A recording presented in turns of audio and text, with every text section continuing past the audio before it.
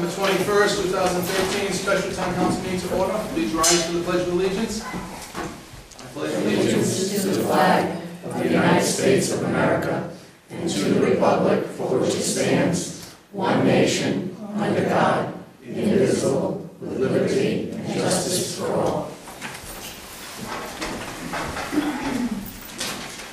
I'm in possession of an email from the Secretary of State's Open Meetings website indicating that this meeting was posted on November 19th at 4:38 p.m. So we are in compliance with the Open Meetings Act. Notice the Foster Town Council does not sanction any electronic audio video recordings of town council meetings made by the public. Any audio recordings made by the public are not public records under Title 38 Public Records. Okay, I think that's it for announcements. There's only one item on the agenda this evening, new business, town hall clerk's position. This is a special meeting which was called by my friends on my right-hand side here, and I'm going to ask them to address it. Town hall clerk's position. Okay, I guess I'll start out. Just a little bit of a brief history. Last July 1st, we had the number of clerks in town hall go from 3 down to 2, which meant that one clerk was laid off. So we're down to 2 clerks at the town hall. 7 or 8 weeks ago, we had a clerk who left our employment and went to another town, which left us with 1 clerk. So this meeting is basically to fill that vacancy of the 1 clerk that left 7 or 8 weeks ago.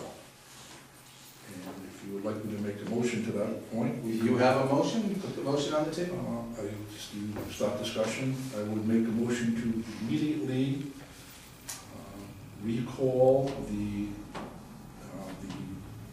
town hall clerk employee that was laid off on July 1st. Is there a second? Second. Okay. Is there discussion? I'm going to take discussion from the council first. Okay, just nobody raised their Yes, hands. okay, I see 2 hands there. Okay, well, I certainly have some things to say.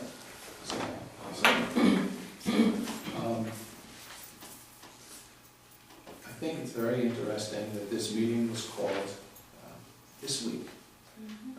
The week that Mr. Hawes is away on vacation, everybody knew that, so I suppose we don't want to hear what he has to say, or don't care to hear what he has to say, or are afraid to hear what he has to say. It's also interesting that the town, this doesn't get put on the agenda until the town clerk is on medical leave. Now, as Mr. Whitewell said, this position has been vacant since September 1st. So we've had approximately 7 meetings, and no one has ever asked me to put this on the agenda. No one has asked the town clerk to put this on the agenda. We wait until Mr. Hawes is on vacation. We wait until the town clerk is on medical leave. And, well, the police chief happens to be on vacation as well, so there's no police presence here this evening.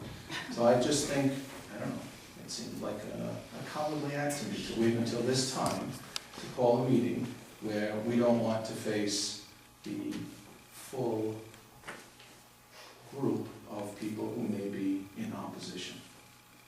So I'll be speaking for all those people this evening.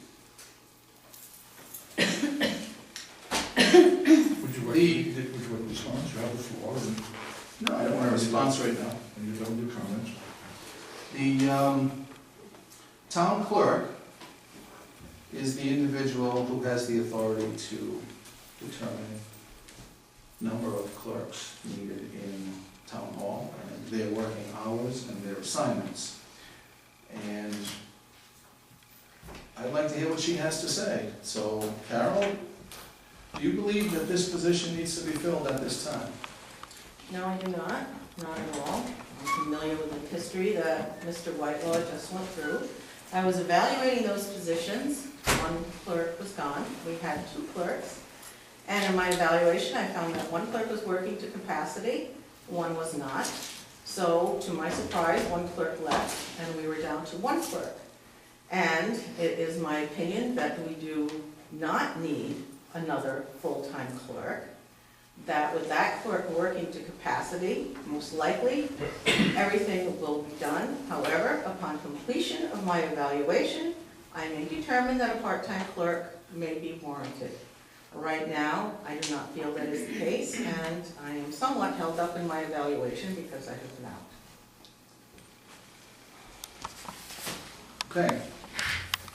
Now I'll read you some language from the town charter. Could I ask a question then? You can ask a question, absolutely. Why do we need to vote in July to get rid of the third clerk if we don't need to vote now? We didn't vote to get rid of a clerk, we voted to approve a budget. That's what we voted on. Town council votes on a budget. Just to be clear, that wasn't correct. The motion was lack of work, was why the clerk was rated one. Absolutely. And then the money came from there. But the reason for the clerk not being, the third clerk not being there was because of lack of work. I believe that's what I voted on, was that there was lack of work. There wasn't a money issue, it was a lack of work issue. We voted on whether or not to fund that line. That was the vote. The vote was if we needed, there was lack of work, because if you recall, I abstained because I You did wanted abstain. more, yes, I wanted more information on why there was lack of work. What were we justifying the lack of work on? Yeah. Not the funding, the lack of work. I think your recall is mistaken. We didn't vote on keeping the position or eliminating the position. The town council votes on the budget.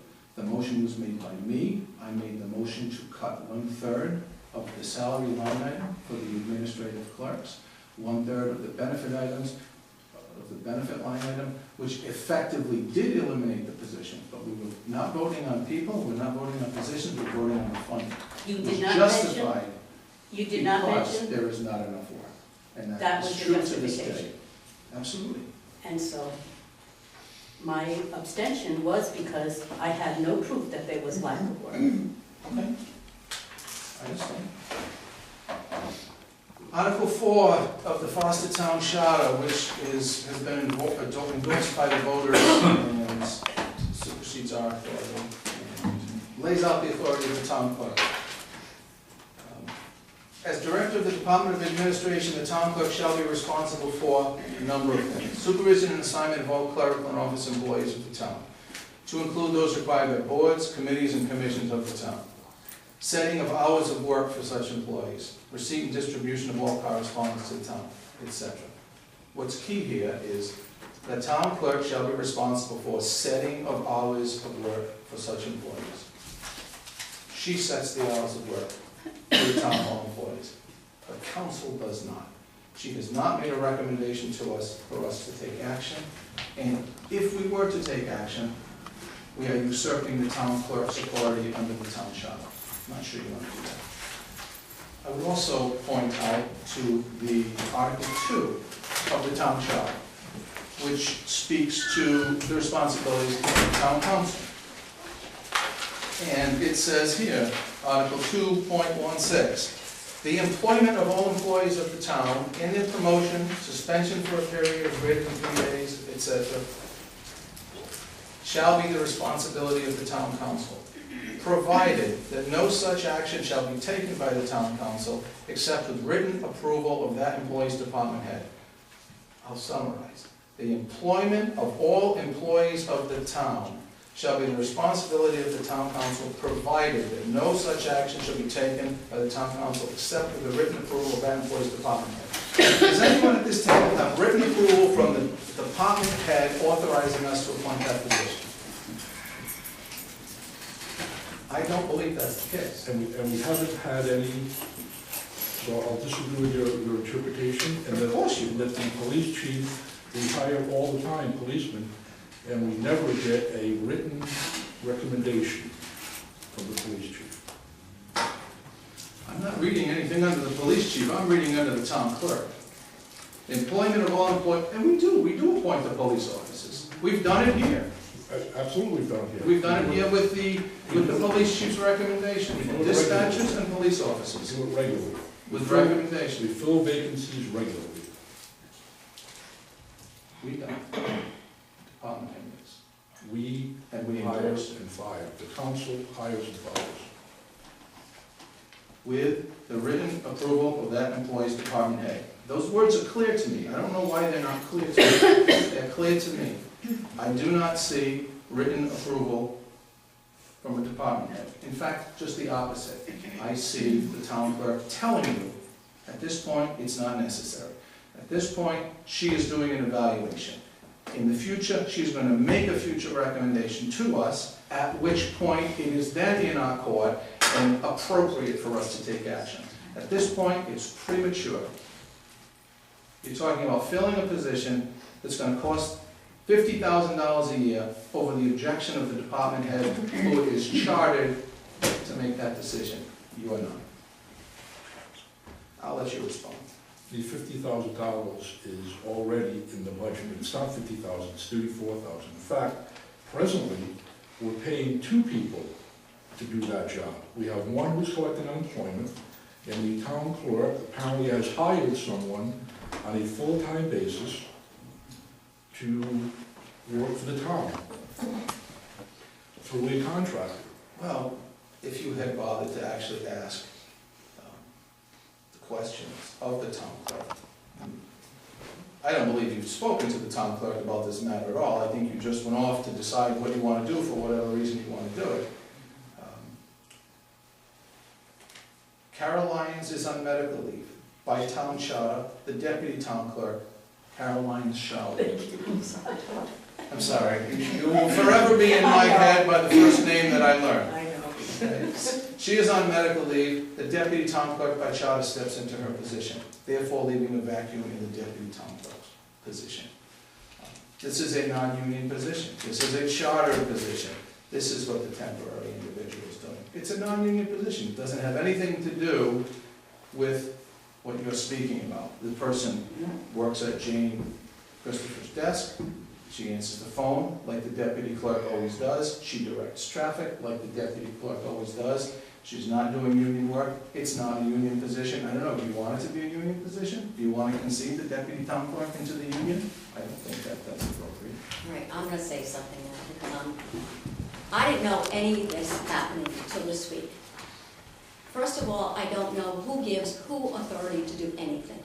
All of a sudden, we have a temporary person. I have emails that went out. In that email, it says for a temp, full-time, excuse me, not a part-timer, a full-timer for 2 to 3 months. That is the email that you sent out. Carol, I have a copy of it. You have a copy of it too. Okay? That being said, or whatever, all of a sudden this week, we have a temporary person in there, or whatever. You didn't come before the full council. Who gave you the authority? This is money that's being spent, whether you have the authority or not. It would be nice to include all of us, regardless of the situation. I've also been told other things this week. I've gotten numerous phone calls about a person. I keep hearing a name. This is not about a particular person. This is a position. Regardless of whether you like the person or not, I don't care. It's a position that needs to be filled. You specifically said, when I voted to eliminate that position, to save money in the budget, you said that, and we made it clear that evening, Mr. Lewis, even you, that if we needed to readdress this and have more people, that we would. Now you have a vacancy because somebody has moved on to another position in another community. That position is open. It's time to fill it. It's time to study whether or not it's needed, and that's what's going on. The town clerk is not recommending it be filled at this time. It is her chartered authority to make that And are we going to wait recommendation. another 7 or 8 weeks, 10 weeks, 12 months, till budget time again? If her recommendation is to do something tomorrow, I'll have it on the agenda on December 12th. If her recommendation comes out on July 1st,